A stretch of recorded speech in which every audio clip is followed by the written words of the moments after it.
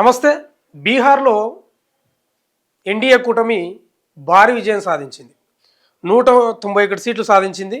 మహాగఠబంధన్ 48 సీట్లు సాధించింది. అదర్స్ ఒక 4. అయిపోయినాయి, ఎన్నికలు అయిపోయినాయి. ముఖ్యమంత్రి అభ్యర్థి ఎవరన్నదే ఇప్పుడు పెండింగ్లో ఉంది. నితీష్ కుమార్ అవుతాడా, ఇంకెవరన్నా అవుతారా, మరి ఏమనుకుంటున్నాడు నరేంద్ర మోడీ అనేది ఇప్పుడు ప్రశ్నార్థకంగా మారింది. ఎక్కువగా వినిపిస్తుంది ఈ మధ్యలో సోషల్ మీడియాలో కానీ పేపర్లో కూడా కొన్ని వార్తలు వస్తున్నాయి. చిరాగ్ పాస్వాన్ పేరు కూడా వినిపిస్తూ ఉంది. మరి ఎంతవరకు సాధ్యమవుతుందో తెలియదు, కానీ చిరాగ్ పాస్వాన్ను కూడా ముఖ్యమంత్రిగా చేయాలనే ఆలోచన ఎన్డీఏ కూటమి చేస్తున్నట్లు కొన్ని వార్తలు వస్తున్నాయి. సరే, ఎవరిని చేస్తారో అది వాళ్ళ యొక్క చర్చల్లో భాగంగా నడుస్తుంది, అది వేరే విషయం అనుకుందాం. చిరాగ్ పాస్వాన్ గురించి మనం ముఖ్యంగా చెప్పుకోవాలి. చిరాగ్ పాస్వాన్ ఒక యువనేత, పడిలేచిన కెరటం అంటే ఇంకా బాగుంటుంది. నిజమే, ఎందుకంటే తండ్రి స్థాపించినటువంటి పార్టీ కోల్పోయాడు. ఎల్జేపీ, లోక్ జనశక్తి పార్టీ, బాబాయ్తో విభేదాలు, ఇట్లా రకరకాల అంశాలను తీసుకుంటే ఆ ఎల్జేపీ పార్టీ గుర్తును కూడా ఎలక్షన్ కమిషన్ హోల్డ్ చేసింది. అంటే తండ్రి చనిపోయిన తర్వాత బాబాయ్తో పంచాయతీ, తర్వాత ఆ పార్టీ బాబాయ్ సైడ్ వెళ్ళిపోవడం, పార్టీ గుర్తును కూడా హోల్డ్లో పెట్టడం ఎలక్షన్ కమిషన్, మళ్ళీ కొత్త పార్టీ స్థాపించి 100% స్ట్రైక్ రేట్ తోటి రాకెట్ వేగంతో దూసుకెళ్ళిండు ఇప్పుడు ప్రజెంట్ కూడా. వాస్తవంగా కూడా చిరాగ్ పాస్వాన్ మామూలు మనిషి ఏం కాదు. దళిత నేతగా ప్రొజెక్ట్ చేసుకుంటూ బీహార్లో యువ బీహారీగా ప్రొజెక్ట్ చేసుకుంటూ బీహార్లో మంచి పట్టున్న నేతనే. మామూలు మనిషి ఏం కాదు, మామూలు యువకుడు ఏం కాదు. మనం వాస్తవంగా కూడా చూసుకుంటే ఆయన విజయాలు కూడా చూసుకుంటే 2020 ఎన్నికల్లో ఎన్డీఏ కూటమిలోనే ఉన్నాడు, కానీ చాలా తీవ్రంగా వ్యతిరేకించాడు ఎవరిని, నితీష్ కుమార్ నాయకత్వాన్ని. నితీష్ కుమార్ మీకు తెలుసు, సుదీర్ఘకాలంగా ముఖ్యమంత్రిగా ఉంటూ వస్తున్నాడు. 2020 ఎన్నికల్లో తీవ్రంగా వ్యతిరేకించి చిరాగ్ పాస్వాన్ ఎల్జేపీ అంటే లోక్ జనశక్తి రామ్ విలాస్ పాస్వాన్ అనే కొత్త పార్టీ మీద 137 మందిని అభ్యర్థులు నిలిపిండు. కానీ ఒకటే సీటు గెలిచిండు. కానీ ఆ ఎన్నికల్లో జేడీయూకు మామూలు దెబ్బ కొట్టలేదు. ఓట్ల గండి చాలా భారీ స్థాయిలో పడింది.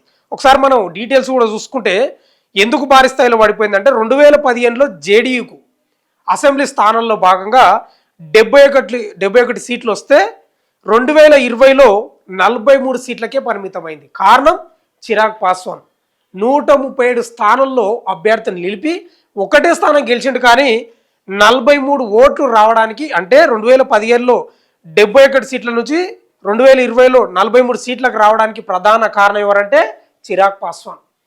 తీవ్రంగా వ్యతిరేకించాడు. అంటే మనకు కూడా తెలుసు, నితీష్ కుమార్ ఎప్పుడు ఎవరి దగ్గర ఉంటాడో అర్థం కాదు, ఎప్పుడు విడిపోతాడో అర్థం కాదు. ఆయన యొక్క స్థిరత్వం ఉండదు, స్తబ్దత ఉండడు. ఆయనకు తెల్లారితే ఓ రకంగా ఉంటాడు, రాత్రి అయితే ఓ రకంగా ఉంటాడు. ఎప్పుడు ఏ పార్టీతో కూటమిలో ఉంటాడో అర్థం కాని పరిస్థితి. అట్లా రకరకాల ఫ్యాక్టర్స్ తోటి చాలా తీవ్రంగా వ్యతిరేకించి 2020లో 43 సీట్లు రావడానికి ప్రధాన కారకుడైన. అదేవిధంగా మనం చూసుకుంటే తర్వాత బాబాయ్తో చాలా విభేదాలు.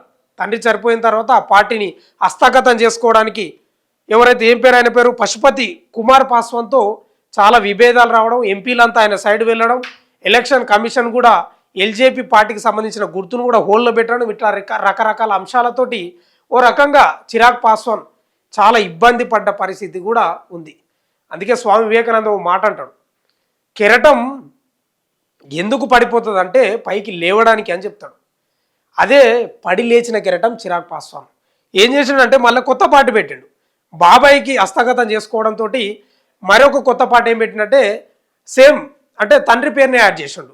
లోక్ జనశక్తి రామ్ విలాస్ పాస్వాన్ అనే కొత్త పార్టీ పెట్టి 100% స్ట్రైక్ రేట్ తోటి దూసుకెళ్ళిపోయింది. ఇంకే ఆగలే, తిరుగు లేదుగా. 2024 లోక్సభ ఎన్నికల్లో బీహార్లో 5 స్థానాల్లో పోటీ చేసి 5 గెలిచిండు. ఆ దెబ్బతోటి కేంద్ర మంత్రి కూడా అయ్యాడు. అంటే అంతకు ముందు పార్టీ పెట్టిన తర్వాత ఎల్జేపీ రామ్ విలాస్ పాస్వాన్ పేరుతో కొత్త పార్టీ పెట్టిన తర్వాత బీహార్లో చాలా ఉధృతంగా తిరిగిండు. ఒక యువనేతగా ప్రొజెక్ట్ చేసుకోవడం, యువ బీహారీగా ప్రొజెక్ట్ చేసుకోవడం, తండ్రి యొక్క నాయకత్వ లక్షణాలను పొనికి పుచ్చుకొని తండ్రి యొక్క నమ్మకాన్ని నిలబెట్టే విధంగా, ప్రజల మనసులను చురగొనే విధంగా బీహార్ మొత్తం సుడిగాలి పర్యటనలు పక్షిదిరినట్టు తిరగడం వల్లనే 2024 ఎన్నికల్లో ఎన్డీఏ భాగస్వామ్యంతో 5 లోక్సభ స్థానాల్లో పోటీ చేసి 5 స్థానాలు గెలిచిండు. ఇక నరేంద్ర మోడీ కూడా ఈయన యొక్క బలం మామూలుది కాదు, కొడితే కుంభస్థలాన్ని కొట్టే విధంగా ఉంది ఈయన బలం అని కేంద్ర మంత్రిగా కూడా చేసిన పరిస్థితి కనిపిస్తుంది. ఇక మొన్న లేటెస్ట్గా రిజల్ట్ కూడా వచ్చినాయి. మనకు ఎన్డీఏ అద్భుతమైన విజయం సాధించింది. 2025 అసెంబ్లీ ఎన్నికల్లో 29 సీట్లలో పోటీ చేసి 29 గెలిచిండు. అంటే లేదు, ఒక్క స్ట్రైక్ రేట్ కూడా తగ్గలేదు, 100%కి 100% దూసుకెళ్ళిపోయింది. అంటే ఒక యువ నాయకుడు బాబాయ్తో గొడవలు పడి పార్టీ బాబాయ్ సైడ్ పోవడం, తండ్రి స్థాపించిన పార్టీ బాబాయ్ లాక్కోవడం, ఎంపీలంతా వెన్ను చూపి పారిపోవడం, పార్టీ ఎన్నికల గుర్తున్న ఎలక్షన్ కమిషన్ హోల్డ్ చేయడం, ఇట్లా రకరకాల అంశాలతో కుంగిపోకుండా, నలిగిపోకుండా, బాధపడకుండా పడి లేచిన కెరటంతో అదే ఉవ్వెత్తున బీహార్లో మళ్ళీ 100% స్ట్రైక్ రేట్తో దూసుకెళ్ళినంటే అతిశయోక్తి కాదు, నిజంగా అది మామూలు విషయం కూడా కాదు. అంటే వాస్తవంగా కూడా చిరాగ్ పాస్వాన్ కూడా మంచి హావాభావాలు ఉంటాయి, మంచి ఆహార్యం ఉన్న మనిషి, మంచి స్పీచ్లు ఇస్తాడు. ముఖ్యంగా దళిత నేత, యువ బీహారీగా ఆయన యొక్క ఆహార్యం చూస్తే కూడా ప్రజలు హక్కున చేర్చుకునే విధంగా ఉంటుంది. అంటే తండ్రి నమ్మకాన్ని బాబాయ్ మోసం చేసినా, కుట్రలు చేసినా కూడా మళ్ళీ కొత్త పాట పెట్టి తండ్రి నమ్మకాన్ని తండ్రి కంటే ఎక్కువ స్థాయిలో బీహార్లో ఒక ఉధృతంగా ఎక్కడ పోటీ చేసినా ప్రతి సీటు గెలవడమే ఒక చిరాగ్ పాస్వాన్ లక్ష్యంగా మారిపోయింది. 2024లో 5 లోక్సభ స్థానాల్లో 5 గెలిచిండు.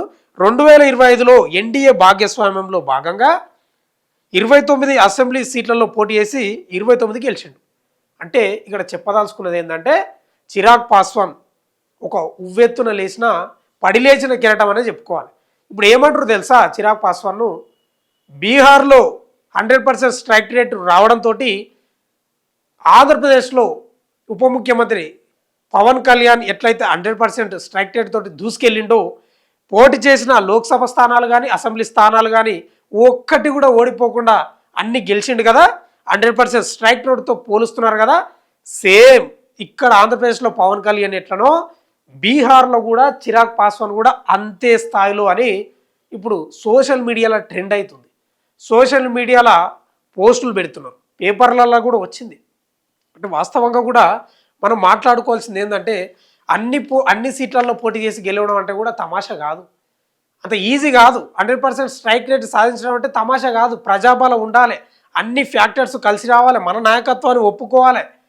ఒకవేళ తండ్రి నాయకత్వం గతంలో ఉన్నా కూడా కొడుకు నాయకత్వాన్ని ఒప్పుకోవాలి. ఇట్లా రకరకాల ఫ్యాక్టర్స్ ఉంటాయి. నమ్మాలి, ముఖ్యంగా ప్రజలు నమ్మితేనే 100% స్ట్రైక్ రేట్ వస్తారనేది నగ్న సత్యం అనేది ఇద్దరు, అటు చిరాగ్ పాస్వాన్ ఇటు పవన్ కళ్యాణ్ చెప్తున్న పరిస్థితి మనకు కనిపిస్తూ ఉంది. ఏదేమైనా బీహార్లో ఒక యువ బీహారీ యువ నేతగా ప్రొజెక్ట్ కావడం ఇప్పుడు అత్యంత ప్రతిష్టాత్మకంగా మారింది. ఓ రకంగా వస్తున్నాయి వార్తలు కూడా, ఎన్డీఏ భాగస్వామ్యం ఉంది కాబట్టి నరేంద్ర మోడీ, అమిత్ షా చిరాగ్ పాస్వాన్ని కూడా ముఖ్యమంత్రి చేస్తే కూడా ఆశ్చర్యం లేదని చెప్తున్న పరిస్థితి వార్తలు కూడా వస్తున్నాయి. ఏం జరుగుతుందో చూద్దాం.